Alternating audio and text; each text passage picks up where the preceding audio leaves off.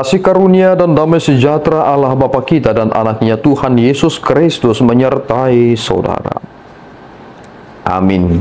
Shalom saudaraku yang terkasih, di dalam nama Tuhan Yesus Kristus senang bisa menyapa saudara di tempat saudara berada hari ini dalam dimensi yang berbeda, tetapi dalam dunia yang sama. Sebagai insan yang diciptakan untuk Tuhan, sebelum melakukan rangkaian aktivitas kita pada hari ini, marilah kita mengawalinya dengan memuliakan Tuhan lewat pujian kita dan mendengarkan firman Tuhan.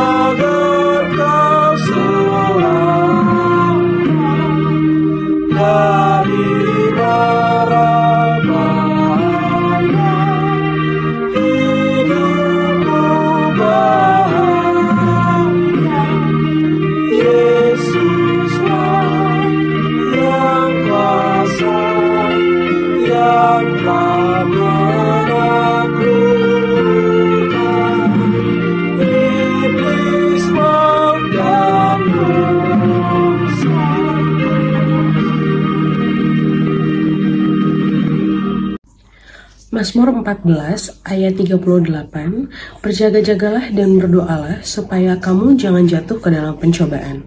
Roh memang penurut, tetapi daging lemah. Saudaraku yang terkasih di dalam nama Tuhan Yesus Kristus, apa yang kita dengarkan hari ini ternyata terjadi di Taman Getsemani.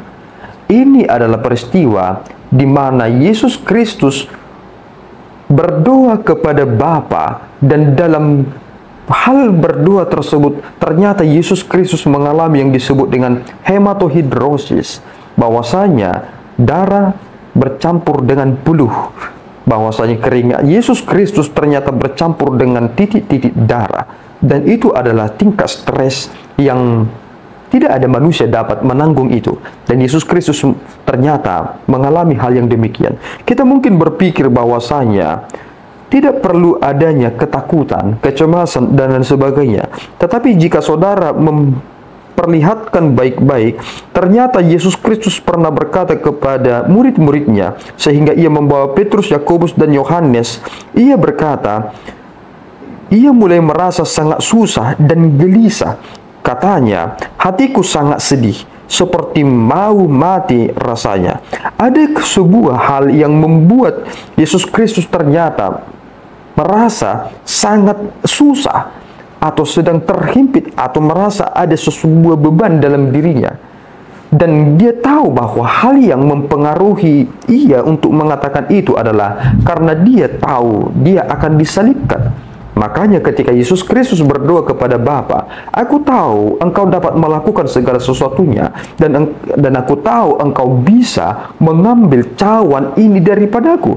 Tetapi janganlah kehendakku Bapa, kehendakmu lah yang jadi. Ini menjadi prinsip dalam hal berdoa. Jika kita tahu bahwa Tuhan dapat menggeser segala sesuatunya, bisa memuluskan segala sesuatunya, kita tahu Tuhan bisa melakukannya, tetapi bukan itu intinya. Bagaimana aku dapat melakukan apa kehendak Bapa tanpa harus menyingkirkan ini semua?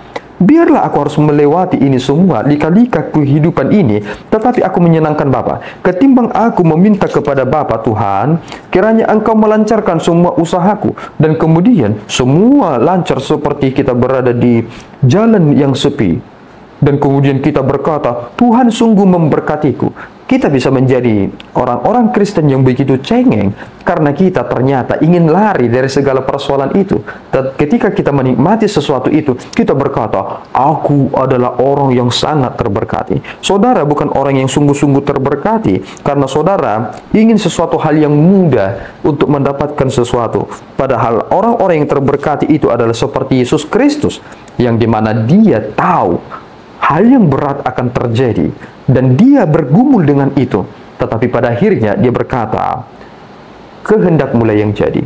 Apa yang kita sedang bahas hari ini adalah terkait tentang berjaga-jaga dan berdoa supaya jangan jatuh ke dalam pencobaan. Saudara, seberapa seringkah saudara berdoa? Dan mungkin saudara bisa menjawab ketika saudara mendengarkan apa pertanyaan saya. Mungkin saudara berkata, aku berdoa 2, ada yang 3, ada yang 5, dan lain sebagainya.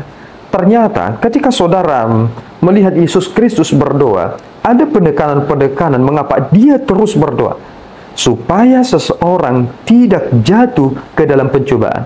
Pencobaan yang sesungguhnya adalah ingin lari dari kenyataan.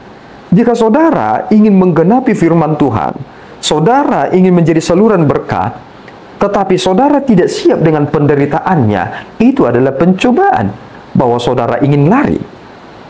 Saudara berkata, aku mencintaimu Tuhan, tetapi saudara tidak mau penderitaan itu, tidak mau hidup berjuang. Saudara jatuh dalam pencobaan. Itulah keinginan manusia. Manusia ingin serba instan, serba enak, dan akibatnya tidak ada nilai-nilai yang tinggi yang didapatkan manusia dari pencapaian itu. Jika Yesus Kristus berkata kepada murid-muridnya, berjaga-jaga dan berdoalah supaya jangan jatuh kepada pencobaan, kita ingin roh kita memiliki hal yang sejalanan dengan daging kita. Bahwa roh itu memang begitu giatnya, tetapi ada tabiat-tabiat manusia yang melemahkan kita. Contoh halnya, saudara ingin berkata, aku ingin membaca Alkitab. Mulai dari Kejadian sampai kitab Wahyu, saudara berkata, aku akan. Tentu roh saudara menyala-nyala. Dan saudara berkata, besok saya akan membacakannya pukul 5 pagi.